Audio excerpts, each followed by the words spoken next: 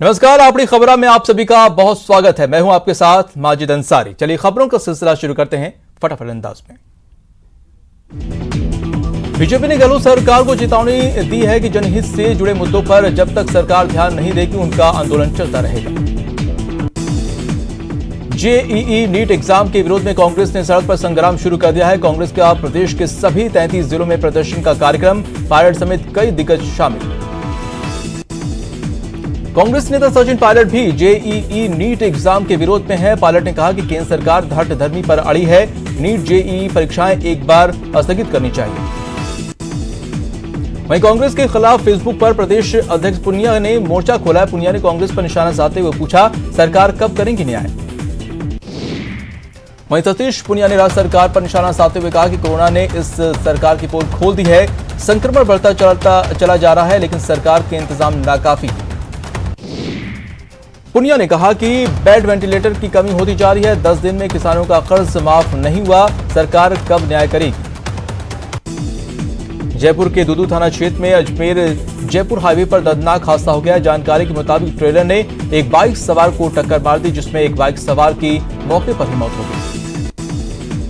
Corona काल में lockdown अवधि के बाद राजस्थान की अर्थव्यवस्था एक बार फिर पटरी पर लौटने लगी है। आयकर विभाग क्षेत्रीय मुख्यालय के मुताबिक चालू वित्त वर्ष में अब तक 4,837 करोड़ रुपए का राजस्व जमा हुआ है।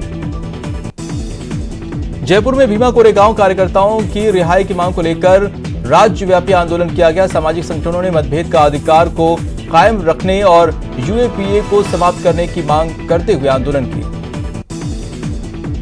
प्रदेश में बारिश की गतिविधियां कुछ कम हुई हैं। बावजूद इसके मौसम विभाग ने आज भी 3 जिलों में अलर्ट जारी किया है, जबकि प्रदेश के ज्यादातर हिस्सों में बारिश की संभावनाएं जताई।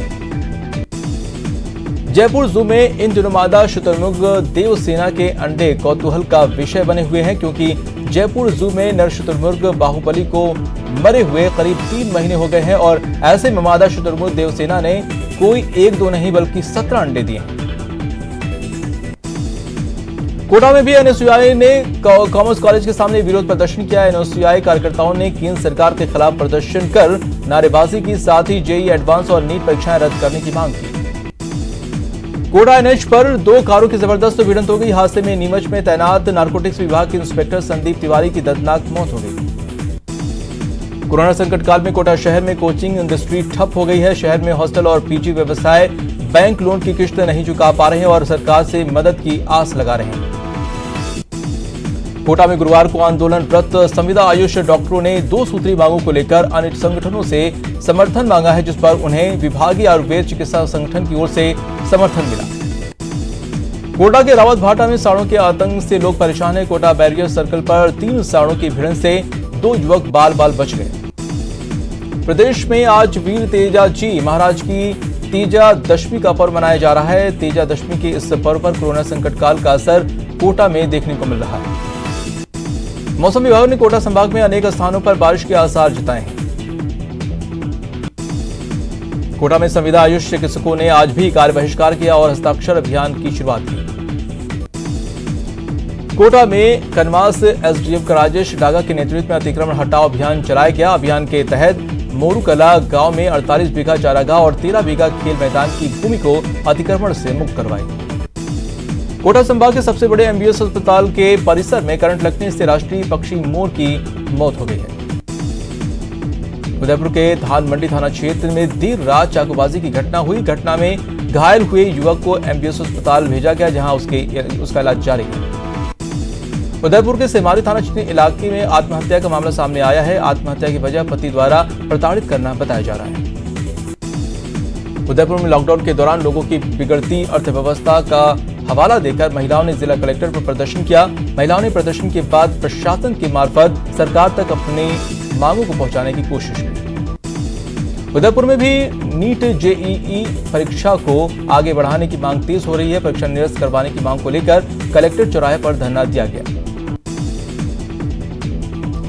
उदयपुर में पुलिस अधिकारियों में कोरोना का संक्रमण फैलने के बाद जिला कलेक्टर को सैनिटाइज कराया गया और 2 आरपीएस अधिकारी गुरुवार को कोरोना पॉजिटिव पाए गए थे। उदयपुर जिले के चिकलवास के पास अजगर निकलने से हड़कंप मच गया। करीब 15 फीट लंबे अजगर ने नीलगाय के बच्चे को चंगुल में ले लिया। उदयपुर के एमबी चिकित्सालय में ओपीडी सिर्फ 2 घंटे संचालित हुई। ऐसे में इमरजेंसी यूनिट में लोगों की भीड़ उमड़ पड़ी। लोगों की भीड़ हॉस्पिटल में इतनी ज्यादा हो गई कि वहां सोशल डिस्टेंसिंग की पालना करना मुश्किल हो गया। उदयपुर की फतेह सागर झील अब निखरने लगी है। झील में पानी की आवक लगातार जारी है और इसका जलस्तर भी अब बढ़ रहा है। उदयपुर की झील में पानी की आवक के साथ ही जलकुंभी का भी अंबार लगने लगा है। निगम ने झीलों की खूबसूरती बरकरार रखने के लिए जलकुंभी को निकालने का कार्य भी तेज गति से शुरू कर दिया है। उदयपुर में आज झमाझम बारिश हुई है। करीब 1 घंटे तक हुई मूसलाधार बारिश ने पूरे शहर को तरबतर कर दिया है। भारी बारिश से राहगीरों को मुश्किलों का सामना करना पड़ रहा है। भरतपुर में भी एनएसयूआई ने विरोध प्रदर्शन किया। कार्यकर्ताओं ने सरकार से जेईई नीट परीक्षा रद्द करने की मांग की। परीक्षाओं को रद्द कराने की मांग की गई। भरतपुर में छात्रों ने ब्रिज विश्वविद्यालय के कुलपति का घेराव किया और अंतिम वर्ष के छात्रों को छोड़कर सभी छात्रों को प्रमोट करने की मांग की है। इंसानों के बाद पशुओं का भी आधार नंबर होगा, जिसमें उनकी आयु, उम्र, नस्ल, ब्योंत, दूध, बीमारी और मालिकों के बारे में जानकारी रहेगी। ये आधार नंबर 12 डिजिट का होगा। कोरोना काल के बीच भरतपुर के केवलादेव राष्ट्रीय उद्यान में शनिवार और रविवार को लगाए गए लॉकडाउन को वापस ले लिया गया है और अब केवलादेव राष्ट्रीय उद्यान सप्ताह के 7 दिन पर्यटकों के लिए खुला रहेगा।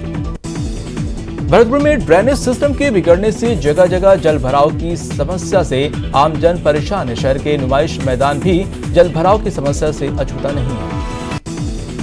भरतपुर में जिला प्रशासन की ओर से कोरोना से बचने के लिए जागरूकता अभियान को तेज किया जा रहा है। इसी आश्रय स्थल पर लोगों को कोरोना से बचने और सरकार की गाइडलाइन का पालन करने की शपथ दिलाई गई।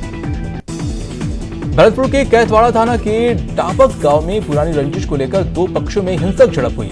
मामूली कहासुनी के बाद शुरू हुए इस विवाद में दोनों पक्षों ने जमकर पत्थरबाजी। भरतपुर मूसलाधार बारिश से कई रिहायशी कॉलोनियों में जल भराव की समस्या बनी हुई है। लोगों का घर से निकलना बेमुहाल हो गया है। भरतपुर में बामड़ा कॉलोनी में घर की छत पर बनाया जा रहा गणेश महोत्सव चर्चा का विषय बना हुआ है। यहाँ फूल बंगला झांकी सजाकर भगवान गजानन को 56 भोग लगाए और इससे पहले दीपोत्सव भी मनाए गए। अजमेर में कोरोना के 40 नए मामले सामने आए हैं, जिसके बाद मरीजों की कुल संख्या 3999 हो गई है। कुल 81 मौतें हुई हैं और 3365 डिस्चार्ज हो चुके हैं। अजमेर में ऑनलाइन ठगी का मामला सामने आया है। गंज थाना क्षेत्र में पीड़ित ने केस दर्ज कराया है, जिसके अनुसार उसके खाते से 40,000 रुपए निकाले गए। अजमेर में पीयूसीएल कार्यकर्ताओं ने भीमा कोरेगांव में 8 सामाजिक कार्यकर्ताओं की गिरफ्तारी को लेकर जमकर प्रदर्शन किया और नारेबाजी की। अजमेर महिला जागृति मंच की सराहनीय पहल सामने आई है, जहां मंच के पदाधिकारियों और सदस्यों ने गरीब परिवारों के बीच जाकर गणेशोत्सव मनाया। अजमेर नगर निगम ने आदर्श नगर में कार्रवाई करते हुए निर्माणाधीन मकान और दुकान को सीज करने की कार्रवाई को अंजाम दिया। दस्तावेज पूरे नहीं होने पर यह कार्रवाई की गई। अजमेर के नसीराबाद राजकीय अस्पताल में डॉक्टर के साथ बदसलूकी का मामला तूल पकड़ रहा है। डॉक्टर्स एसोसिएशन ने मामले में निष्पक्ष जांच की मांग की है और एसपी को ज्ञापन सौंपा है। अजमेर डिस्कॉम की ओर से हरित क्रांति के तहत वृक्षारोपण कार्यक्रम आयोजित किया गया, जिसमें डिस्कॉम के अंतर्गत आने वाले सभी कार्यालयों पर पौधारोपण किया गया, जिसके तहत 25,000 पौधे लगाए जाएंगे। अजमेर में रेल बचाओ देश बचाओ अभियान के तहत रेल कर्मचारियों का हल्ला बोल कार्यक्रम लगातार जारी है। अजमेर डीआरएम ऑफिस के बाहर उत्तर पश्चिम मजदूर संघ के आह्वान पर रेलवे निजीकरण के विरोध में जोरदार नारेबाजी करते हुए प्रदर्शन किया। अजमेर के केकड़ी कस्बे में स्थित तेजाजी के स्थान पर सुबह से ही श्रद्धालुओं की भारी भीड़ जमा हो रही है और पूजा अर्चना की जा रही है। अजमेर के केकड़ी में बढ़ते कोरोना पॉजिटिव मरीजों को देखते हुए शनिवार से लॉकडाउन का निर्णय लिया गया है। ये निर्णय व्यापारी और स्थानीय प्रशासन के बीच बैठक पर लिया गया है। जोधपुर में कोरोना का कहर जारी है। शहर में 102 नए कोरोना पॉजिटिव मिले हैं। जिले में अब तक 12,054 मरीज कोरोना पॉजिटिव मिल चुके हैं। जोधपुर में किसान आंदोलन के दौरान माड़क कलाओं पर किसानों ने पड़ाव में खिचड़ी बनाई। ओसिया से 50 किलोमीटर पैदल चलकर किसानों ने यहां पहुंचकर डेरा डाला। जोधपुर में लोक देवता बाबा रामदेव की बीज पर लगने वाले मेले को इस बार स्थगित कर दिया है। साथ ही बाबा रामदेव के गुरु बालिकनाथ समाधि स्थल तक जाने वाली सभी सड़कों को बंद कर दिया है। जोधपुर नगर निगम एक बार फिर एक्शन में नजर आ रहा है। शहर में बिना अनुमति के निर्मित भवनों पर अब नगर निगम ने कार्रवाई तेज कर दी है। जोधपुर में एक बाबा झाड़ फूक के नाम पर महिलाओं के साथ के बाल खींच रहा है। बाबा के अत्याचार का ये वीडियो सोशल मीडिया पर वायरल हो रहा है। न्यूज 18 इस वीडियो की पुष्टि नहीं करता। जोधपुर में लोक देवता बाबा रामदेव के बीच पर लगने वाले मेले को इस बार स्थगित कर दिया गया। साथ ही बाबा रामदेव के गुरु वालीनाथ के समाधि स्थल तक जाने वाली सभी सड़कों को इस बार बंद कर दिया गया। बीकानेर में कोरोना के मरीजों की संख्या 4522 हो गई है, जबकि कोरोना से मरने वालों की संख्या 80 के पार हो गई है। बीकानेर में सांसद सेवा केंद्र के साथ आगे कांग्रेस के ने विरोध प्रदर्शन किया और इसी दौरान बीजेपी और कांग्रेस कार्यकर्ता आमने सामने हो गए। बीकानेर में कांग्रेस ने नीट और जेईई की परीक्षाओं के विरोध को लेकर पैदल मार्च निकाला और जमकर नारेबाजी की। नारेबाजी के दौरान बीजेपी और कांग्रेस कार्यकर्ता आमने सामने भी हुए। दोनों तरफ से जमकर नारेबाजी की। एनएसयूआई के कार्यकर्ताओं ने राजकीय जूनियर कॉलेज में सत्याग्रह शुरू किया। एनएसयूआई कार्यकर्ताओं ने परीक्षाओं को स्थगित कराने के लिए नारेबाजी की और धरना देकर अपना विरोध भी जताया।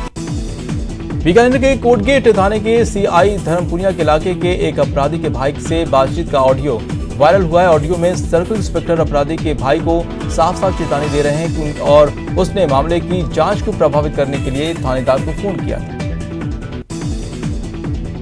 हजरत हसन हुसैन के शहीद दिवस पर रक्तदान शिविर के पोस्टर का लोकार्पण किया गया। नागौरी लोहार समाज सेवा समिति की ओर से 30 अगस्त को पीपीएम अस्पताल में रक्तदान शिविर का आयोजन किया गया।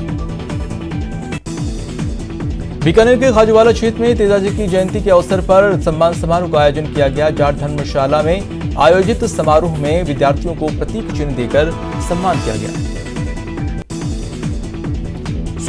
स्वामी केशवानंद राजस्थान कृषि विश्वविद्यालय का 17वां दीक्षांत समारोह वर्चुअल मनाया गया। पहली बार राजस्थान कलराज मिश्र की अध्यक्षता में वर्चुअल दीक्षांत समारोह का आयोजन हुआ।